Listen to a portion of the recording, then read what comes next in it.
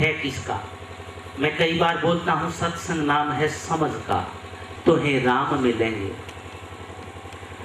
इसलिए जितने भी संत महा आत्माएं इस संसार में उत्पन्न हुए, उनका सभी का एक ही संदेश था और एक ही संदेश है और एक ही रहेगा। यहाँ पर कोई भी आदमी एक अपनी पहचान, एक अपनी विशेषता लेकर के आता है, और संत वाणी भी यही कहती है कि हम क्या लेकर के आए थे और क्या लेकर के जाना है। कई आदमी कहते हैं कि परमात्मा को खोज लें, परमात्मा को ढूंढ लें, लेकिन आप ये सोचना कि आप स्वयं परमात्मा हैं। आप स्वयं परमात्मा हैं, क्योंकि जितने भी सिस्टम लगाए हुए हैं वो आपने भी लगा रखे, खुद स्वयं ने लगा रखे हैं, दूसरा कोई नहीं। इसीलिए कहते भी हैं कि तू तो आप सदा का रेखा निशान, तू तो आप सदा का जी,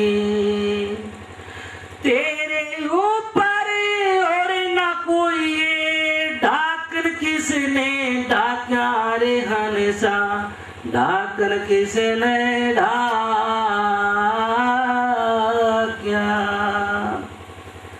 गुरुआ शिकारी पड़े परपंची, तोहे पकड़ बस राख्या हे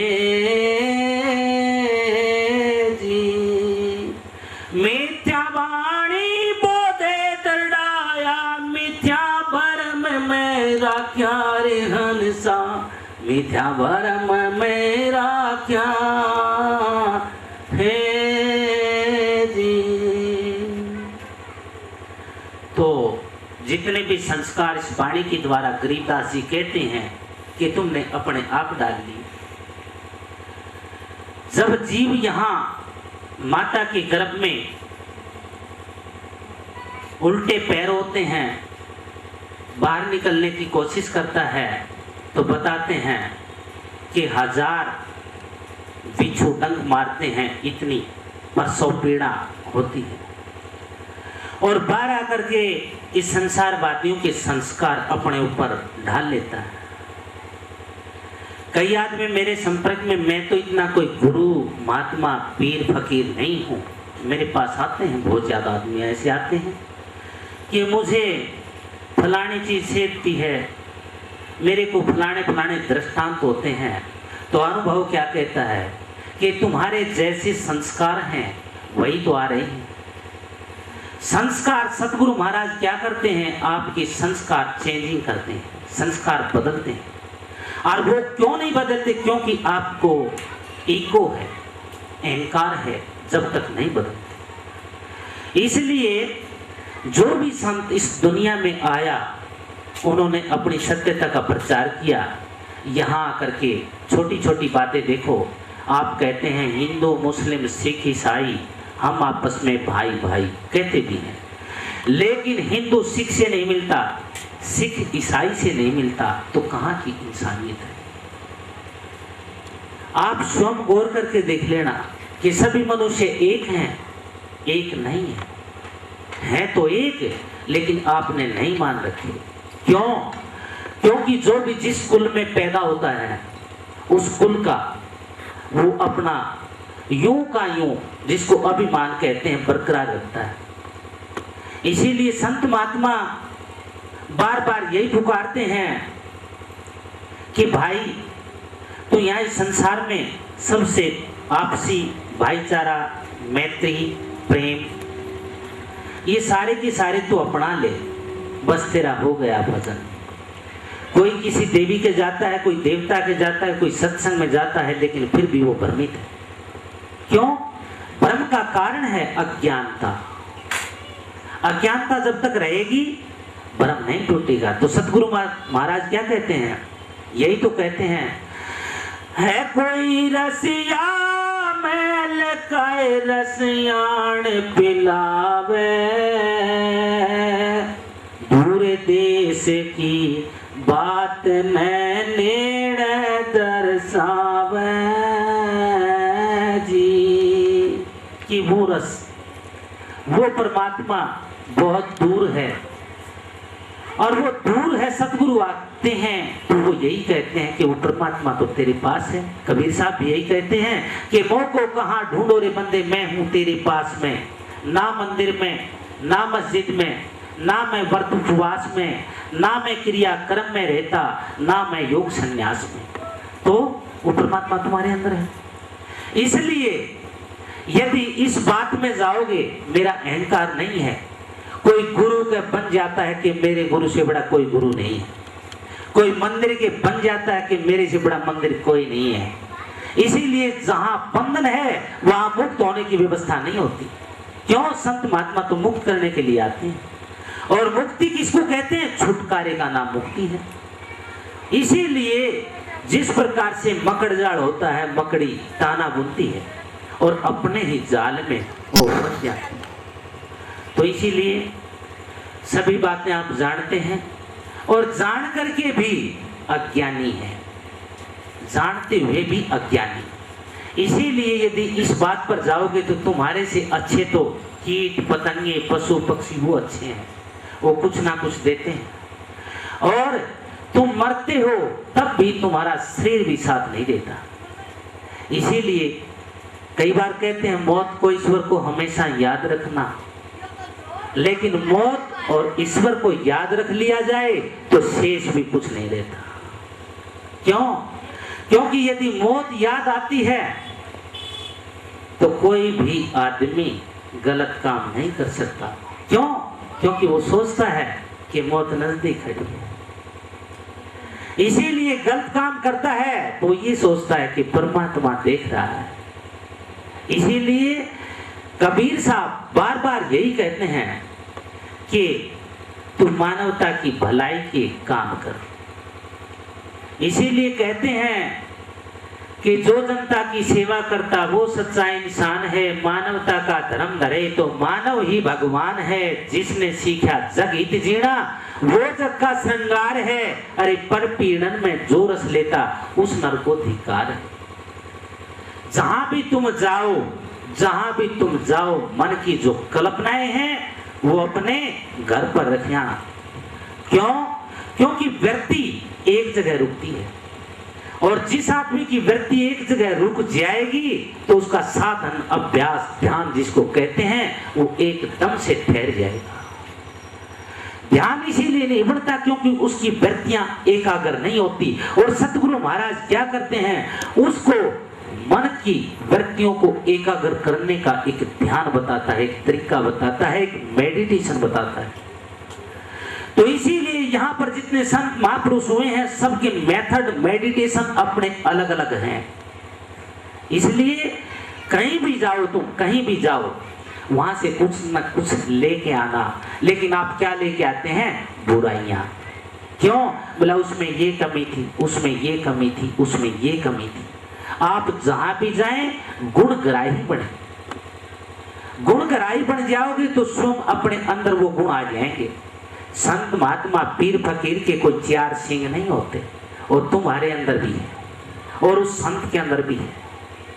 फर्क क्या है? उन्होंने अपनी मन की वृत्तियों को मोड़ लिया और आपने अपनी मन की वृत्तियों को वहीं के वहीं रखा। इसीलिए संत महात्मा कहते हैं कितने सत्संगों में जाओ, कितनी बाणियां पढ़ो, कितने मंदिरों में जाओ, जब तक आपकी मन की एकाग्रता नहीं होगी आपको कभी भी शांति नहीं मिल सकती, नहीं मिल सकती। इसीलिए ये डिफरेंस थोड़ा सा मैं बता देता हूं कि राधा कृष्ण, कोई राधा कृष्ण को मानता है, कोई सीता राम को मानता है, लक्ष्य एक ही, क्योंकि वही राधा आत्मा है, वही कृष्ण उस स्वामी यानी परमात्मा है, वही सीता आत्मा है और वही राम वो परमात्मा है। इसीलिए रामायण भी आपकी यही कहती है कि ईश्वर अंश जीव अविनाशी, चेतन विमल सहज सुग्रासी, कि तुम ईश्वर की अंशी हो, बार बार कहा जाता है। और ईश्वर के अंशी होते हुए भी तुम उनसे अलग हो। इसीलिए कहते हैं पाप पुण्य से न्यारा के ये सो सतगुरु है हमारा।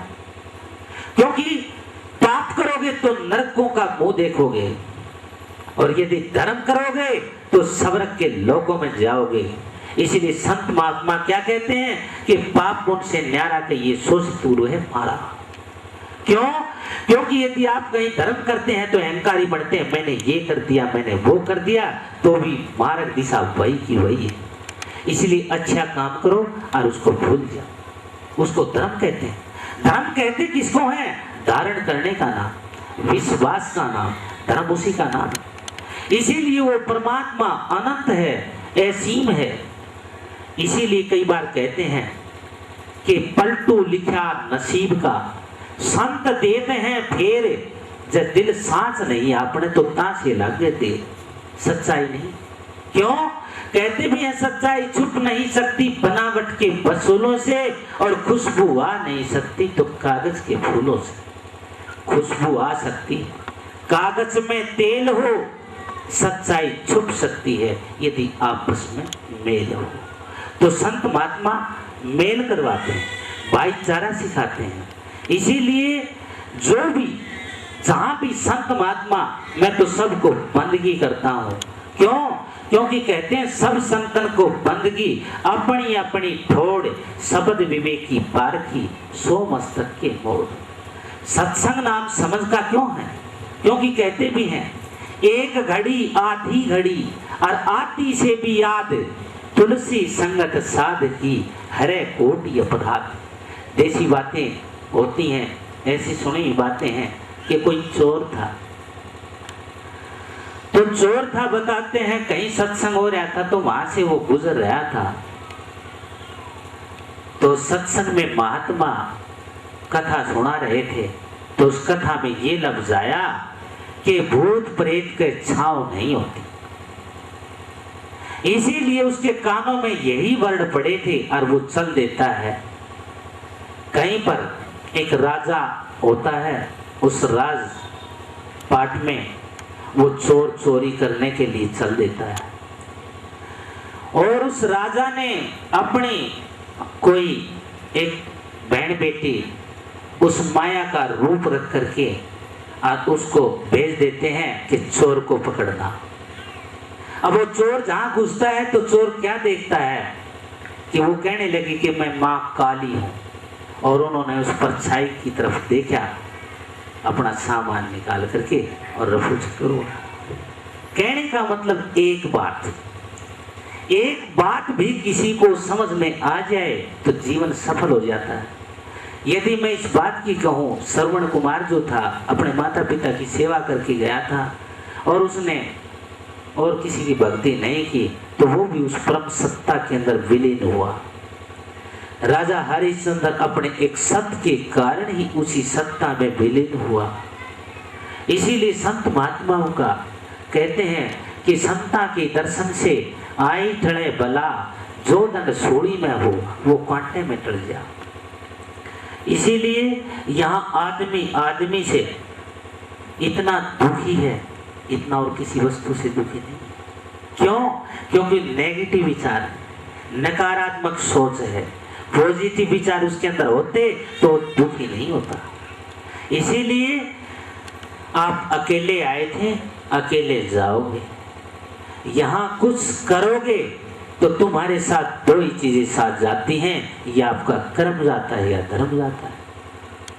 कई बार कहते हैं या तो सच्चाई जाएगी या आपके बुरे कर्म जाएंगे, और जाएगा क्या? इसीलिए आप चाहे किसी को भी मानो, चाहे ब्रह्मा को मान लेना, चाहे विष्णु को मान लेना, चाहे इंद्र को मान लेना, चाहे गुरु को मान लेना, है तो वही, रूप तो उसी का है। इसीलिए जहां भी कहते भी हैं सत्संग हो वहां चाल्या जाइए, उपजेंगे आत्म ज्ञान, राम नाम गुण गाइए। तो संत की महिमा बड़ी अपार होती है, क्योंकि संत और भगवंत में तनिक ना देख विचार, और संत की महिमा अपरम अपार। संत की बड़ी महिमा है। इसीलिए कहते हैं संतों के सत्संग में और काग हंस हो जा, अरे मैंने कर्तव्य छोड़ के अरे चुग चुग मोती खा। संत हमारी आत्मा, हम संता की देह, और रोम रोम में रम रहे ज्यों बादल में मेघ। तो संतों की तो जितनी भी बड़ाई की जाए उतनी ही कम है। संत महात्मा उसी को कहते हैं जो समता में रहता है। संत महात्मा उसी को कहते हैं जो दुनिया को नहीं ठगता। तो वो तो अपने आप को ठगाने के लिए आते हैं कि हमारी शिक्षा ले जाओ, ये अमृत ले जाओ और तुम्हारा जीवन सफल हो जाएगा। लेकिन हम लेते नहीं। क्यों?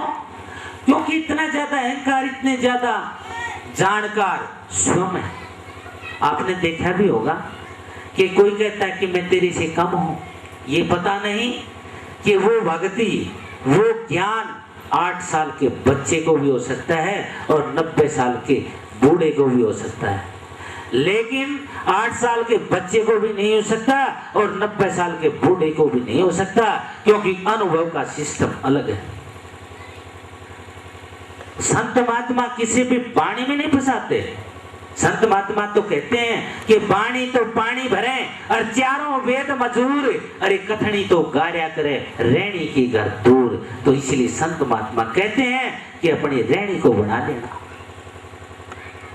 यहां प्रेम तो है ही नहीं। प्रेम नाम दूसरा परमात्मा का है, और परमात्मा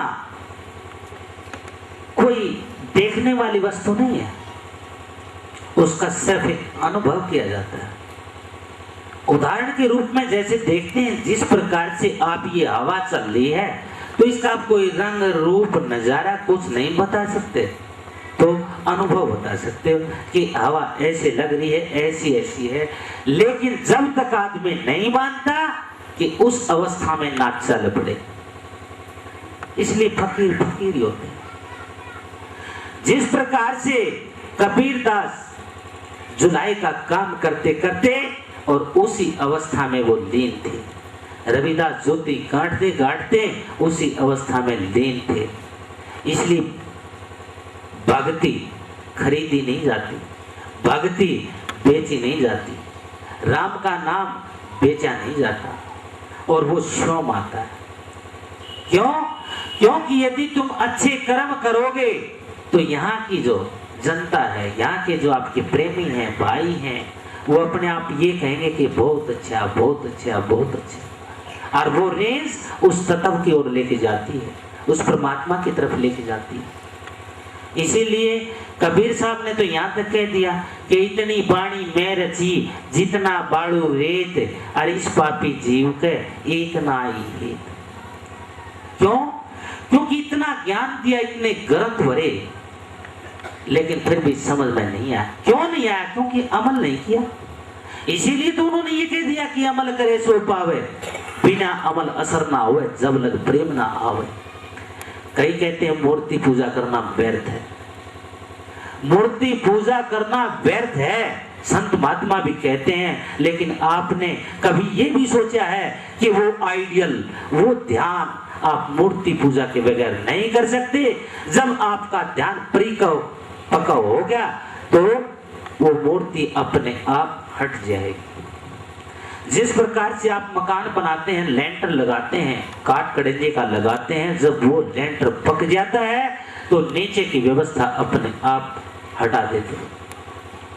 तो इसीलिए कहते हैं संतों के दर्शन से आई टले बला, और जो दंड सूली में हो वो कांटे में टल गया। कर्म के दंड जीव को भोगने पड़े। इसीलिए किसी को न्याय करने की जरूरत नहीं है, किसी के आगे झुकने की जरूरत नहीं है। मैं कहता हूं कि तुम अपने अंदर स्वयं झुक ले, जो झुका सो पाया। जिस प्रकार से आपने देखा होगा, जो वृक्ष होते हैं और उन वृक्षों के ऊपर जितने फल लगते हैं वो अपने आप झुक जाते हैं। इसीलिए पत्थर उन्हीं पेड़ों पर लगते हैं जिन पेड़ों पर मीठे फल होते हैं। इसीलिए आप भी कई बार शिकायत करते हैं कि मैं इतने अच्छे कर्म करता हूं और मेरे साथ ये हुआ। तो आप ये सोच लेना, क्या जो अच्छाई करता है उसके साथ पता नहीं क्या क्या मुसीबतें आती हैं, लेकिन सच्चा आदमी अपनी सच्चाई को नहीं छोड़ता। तो तुम